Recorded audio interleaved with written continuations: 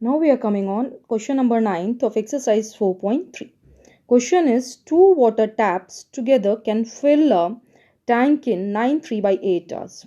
The tap of larger diameter takes 10 hours less than the smaller one to fill the tank separately. Find the time in which each tap can separately fill the tank. आपको दिया हुआ है कि दो नल हैं, दो नल जो है वो एक साथ खोले गए हैं और वो एक टैंक को भर रहे हैं 9 3/8 आवर्स में. The tap of larger diameter, जो नल बड़ा है उसका जो डायमीटर है वो जो है बड़े डायमीटर वाला टैप वो 10 घंटा कम टाइम लेता है स्मॉल टैप के कंपैरिजन में. अगर स्मॉल टैप को हम खुला छोड़ देते हैं तो वो टैंक जितने टाइम में भर रहा है उससे 10 आवर्स जो बड़ा टैप है वो कम टाइम ले रहा है. Find the time in which each tap can separately fill the tank. हमको वो टाइम बताना है जिसमें कि इस टैंक को दोनों नल अलग अलग, अगर हम छोटा नल खोल दें तब वो कितने टाइम में भर रहा है उस टैंक को, और जब हम बड़ा नल खोल दें तो वो अकेले कितने टाइम में उस टैंक को भर रहा है वो हमें बताना है. ध्यान से देखेंगे. Let time taken by smaller tap to fill it is equal to T hours. हमने मान लिया कि जो छोटा टैप है उसको इस टैंक को अकेले भरने के लिए टी आवर्स लग रहे हैं, इसको हमने फर्स्ट बोल दिया. Then time taken by bigger tap to fill the same tank, ये आपको दिया हुआ है कि अगर छोटे टैप से टैंक को भरने में टी आवर्स लग रहे हैं तो बड़े टैप से उसी टैंक को भरने में 10 घंटा जो है कम लग रहा है, 10 आवर्स लेस. तो ये हमारा टी माइनस 10 आवर्स हो गया. अब मान लिया गया है कि स्मॉलर टैप जो है टैंक को टी आवर्स में भर रहा है. ध्यान से समझेंगे मेरी बात. तो अगर छोटा टैप पूरे टैंक को टी आवर्स में भर रहा है तो 1 घंटे में जो है वो 1/t पार्ट ऑफ टैंक को फिल करेगा. ये थोड़ा सा यहां ध्यान से समझेंगे, ये नोट एक मैंने समझाया हुआ है. देखिए, अगर मान लीजिए कि इस टैंक को भरने के लिए एक नल को 10 आवर्स लग रहा है, इस पूरे टैंक को भरने के लिए नल को 10 आवर्स लग रहा है, तो हमने इस टैंक के बराबर बराबर 10 पार्ट्स कर दिए, इक्वल 10 पार्ट्स कर दिए. तो 1 घंटे में सिर्फ एक ही हिस्सा भर पाएगा. तो ये जो एक हिस्सा टैंक का हुआ out of 10, it can be written as 1/10. इसको हम लोग जो है 1/10 लिख सकते हैं. तो वही चीज है कि अगर टैंक पूरा टाइम जो है टैप इस टैंक को टी आवर्स में भर रहा है तो 1 घंटे में वो 1/t part of the tank को फिल करेगा. जैसे ये पूरा टैंक 10 घंटे में भर रहा है अगर एक टैप, तो 1 घंटे में 1/10 पार्ट जो है वो भर पाएगा टैंक का. अब मान लेते हैं if bigger tap fill the tank in t minus 10 hours, या हमने यहाँ पे माना हुआ है t minus 10 hours in second equation. तो 1 घंटे में 1/t माइनस 10 पार्ट ही टैंक का भर पाएगा. और ये हमको दिया है both tap together filling it in 9 3/8 hours. ये हमको दिया हुआ है कि दोनों टैप अगर हम एक साथ चला देते हैं तो वो 9 3/8 आवर्स में भर रहा है. यानी कि ये हमको मिक्स फ्रैक्शन में दिया, हम इसको सिंपल फ्रैक्शन में ले आएंगे. 8 हमारा 9 के साथ मल्टीप्लाई हो जाएगा, 8 9s are and we will add 3 to it upon 8. 8 9s are हो गया हमारा 72 plus 3 upon 8 and it become 75/8 hours. यानी जब दोनों टैप साथ चल रहे हैं तो 75/8 आवर्स में जो है ये टैंक भर जा रहा है. अब ध्यान से देखेंगे मेरी बात. अगर हम सिर्फ पहले 1 घंटे का निकालें तो 1 घंटे में जो छोटा टैप है उसने 1/t भरा और जो बड़ा टैप है 1 घंटे में उसने 1t माइनस 10 भरा. जब दोनों साथ चल रहे हैं तो हमने इसलिए प्लस कर दिया, क्योंकि दोनों साथ चल रहे हैं इसलिए दोनों प्लस किया. और दोनों साथ चलने पे जो उनको टाइम लग रहा है भरने में वो लगा 75/8 आवर्स. तो 1 घंटे में ये है और दोनों साथ चले हैं 75/8 आवर्स, इसलिए 75/8 से मल्टीप्लाई कर दिया इज इक्वल टू 1. तब जाके ये पूरा टैंक 1 यूनिट टैंक जो है फिल हो गया. Main part is to form the equation. अगर आपका इक्वेशन बन गया तो half of the problem is solve there only. फिर से एक बार मैं समझाती हूं. जो छोटा आपका टैप है 1 घंटे में उसने 1/t भरा है. जो बड़ा टैप है उसने टैंक का 1t माइनस 10 पार्ट भरा है. तो 1 घंटे में इतना है. दोनों जब मिल के साथ चल रहे हैं तो 75/8 आवर्स में उन्होंने फिल कर दिया. तो part of the tank filled in 1 hour multiplied by 75 into 8 hours, वो पूरा चला तो इसलिए हमने 75/8 से मल्टीप्लाई किया. Then the tank is completely filled. तो 1 tank is completely filled, 1 unit of the tank is completely filled. So here I have written 1। अब इसको हम लोग सॉल्व करेंगे। 75/8 आपका वही रह गया। t और t माइनस 10 का एलसीएम लिया तो दोनों मल्टीप्लाई हो जाएंगे, t will be multiplied by t minus 10। ये t multiplied by t minus 10 को डिवाइड करेगा, ये t और ये t कैंसिल हो गए, आपका बच गया सिर्फ t माइनस 10।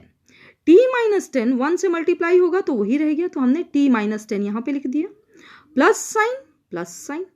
अब ये t माइनस 10 आपका t multiplied by t minus 10 को डिवाइड करेगा, t माइनस 10 आपके कैंसिल आउट हो गए, बचा आपका t 1 के साथ मल्टीप्लाई हुआ तो हो गया t is equal to 1। 75/8 it is like this only, t plus t it is 2t minus 10 upon this t is getting multiplied by this t, it becomes t square, then again this t is getting multiplied by minus 10, it becoming minus 10t is equal to 1। अब देखेंगे 75 multiplied by 2t minus 10 and this 8 is getting multiplied by t square minus 10t is equal to 1। आपका 75 जो है ये 2t के साथ multiply हो गया, ये आ गया 150t। फिर 75 10 के साथ मल्टीप्लाई हो गया, माइनस साइन है तो minus sign, it is becoming 750। In denominator this 8 is getting multiplied by t square, it is 8t square, minus 8 is getting multiplied by 10, it is becoming 80t is equal to 1। जो आपका denominator है left hand side का, इसको हम right hand side में ले जाएंगे तो ये 1 से मल्टीप्लाई हो जाएगा। So we are getting here 150t minus 750 is equal to 80 square minus 80t, it is getting multiplied by 1, तो ये हमारा 80 स्क्वायर माइनस 80t हो गया। हमने क्या किया, जो 150t है माइनस 750 है from left hand side we are taking it to the right hand side. 80 square, ये 80 स्क्वायर है, माइनस 80t 150 को हम लोग लेफ्ट हैंड साइड से राइट हैंड साइड में लाए तो ये माइनस 150t हो जाएगा। माइनस 750 को हम लोग राइट हैंड साइड में लाए तो ये हमारा प्लस 750 होगी, और लेफ्ट हैंड साइड में कोई टर्म नहीं है, therefore 0 is equal to 80 square, it is 80 square minus 80t minus 150t, दोनों में नेगेटिव साइन है, so you have to add it and it is 230 and you have to put your negative sign as negative sign is in both terms. Now plus 750 this can be written as 80 square minus 230t plus 750 is equal to 0. You can take 2 as a common, then inside the bracket it will be 40 square minus 115t plus 375 is equal to 0. 2 जो है पूरे के साथ multiply हो रहा है, अगर आप नेक्स्ट साइड ले जाते हो तो ये 0 को डिवाइड करेगा। When 0 divided by 2 it will be equal to 0 only, and here we are getting 40 square minus 115t plus 375 is equal to 0. So value of a, that is coefficient of t square, is 4. A 4.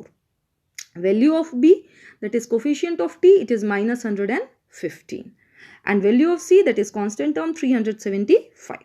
Now see है, हमको 2 number इस तरीके से लेना है कि उसका product a into सी हो जाए। a का वैल्यू 4 है, c का वैल्यू 375 है। जब हमने 4 को 375 से मल्टीप्लाई किया वी आर गेटिंग 1500। 2 नंबर ऐसा लेंगे कि उनका प्रोडक्ट उनको मल्टीप्लाई करने के बाद 1500 आ जाए। We have to choose 2 numbers first and second in such a way that their sum is minus 115। अब देखेंगे किस तरीके से हम फैक्टर्स बनाते हैं। We will find out prime factorization of 1500। 2 ने 1500 को डिवाइड किया, 750 आ गया, देन फिर से इस 2 ने जो है 750 को डिवाइड किया, वी आर गेटिंग 375। 3 ने 375 को डिवाइड किया, वी आर गेटिंग 125। 5 ने 125 को डिवाइड किया, we are getting 25। Again this 25 is divided by 5, we are getting 5। 5 ने इस 5 को डिवाइड किया, हमको मिल गया 1।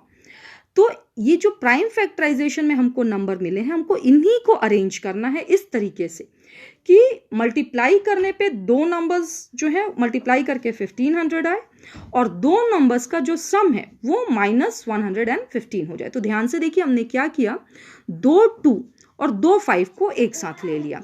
2 इंटू 2 4 और 2 5 आप ले लीजिए, 5 इंटू 5 25। तो 4 25 जार और 25 4 जार 100।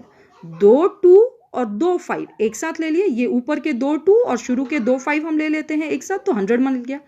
एक 3 यहाँ बच गया और एक 5 यहाँ बच गया, तो 3 5 जार 15। तो आपके 2 नंबर्स हो गए 100 और 15। अब देखिए प्रोडक्ट जो है वो प्लस में है, लेकिन उनको जो दोनों को प्लस करके आना चाहिए वो -115 हो रहा है। ध्यान से देखेंगे तो इसलिए हमारे जो दो नंबर्स हुए वो हुए -100 और -50। जब हम इन दोनों को मल्टीप्लाई कर रहे हैं तो आप जानते हो कि दो नेगेटिव नंबर को जब मल्टीप्लाई करते हैं तो उनके प्रोडक्ट के आगे पॉजिटिव साइन हो जाता है, 1500 हो गया। और जब दोनों को ऐड कर रहे हैं -100 -15 तो करेंगे हम प्लस 115 हो गया, लेकिन साइन हमारा नेगेटिव का लगेगा and it is equal to B. So the two numbers are -100 and -15। अब हम लोग इसको ऐसा लिख सकते हैं, ध्यान से देखिए, 40 square -100t -15t plus 375 is equal to 0। अब 40 स्क्वायर और 100t से 40 आप कॉमन ले सकते हो, ब्रैकेट के अंदर सिर्फ t बच गया, माइनस यहाँ पे 25 बच गया, फिर 15t और 375 में से आप -15 कॉमन ले सकते हैं, तो with in bracket t - 25 is equal to 0 बच जाएगा। फिर t - 25 यहाँ भी प्रेजेंट है, t - 25 यहाँ भी प्रेजेंट है, तो आपने t - 25 को कॉमन ले लिया, फिर यहाँ सिर्फ बच गया 40 - 15 is equal to 0। Case first t - 25 is equal to 0, t आ गया हमारा 25, से दिस वन एज 6।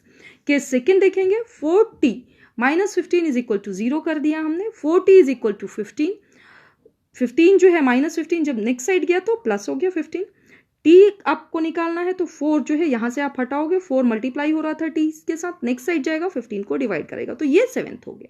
अब 6 से हम लोगों को t 25 मिल गया। If t is equal to 25, t हमने माना था कि ये जो है diameter time taken by smaller tap अगर 25 आवर्स है, तो time taken by bigger tap जो था 10 आवर्स इससे कम था, t - 10 था, तो 25 - 10 हो गया, और 25 - 10 इज इक्वल टू 15।